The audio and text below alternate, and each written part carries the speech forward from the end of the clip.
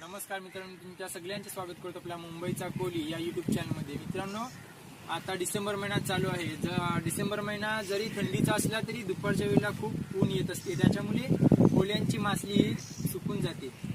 पण मागील 3-4 दिवस झाले खूप पाऊस पडत आहे आणि आजही पाऊस पडत आहे, त्यामुळे कोल्यांच्या मासलीचे फार मोठ्या प्रमाणात नुकसान झाले आहे।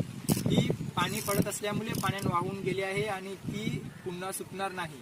चला मित्रांनो, आता पाहूया कोल्यांचे मासलीचे कसे नुकसान झाले आहे।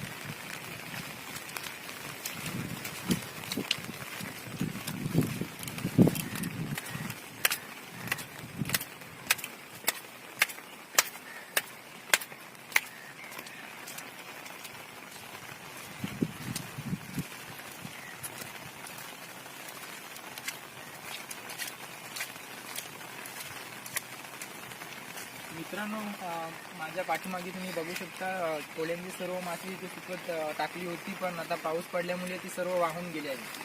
कोल्यांची मासली सुकवण्यासाठी ते सिमेंटचे स्लॉट म्हणजेच आपल्या गावच्या भाषेत ज्याला कोबा किंवा खली म्हणतात ते बनवतात।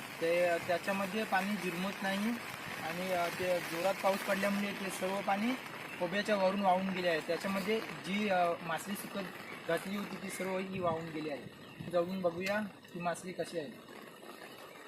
तर मित्रांनो, तुम्ही बघू शकता कशी पाण्यामध्ये मासली वाहून गेली आहे।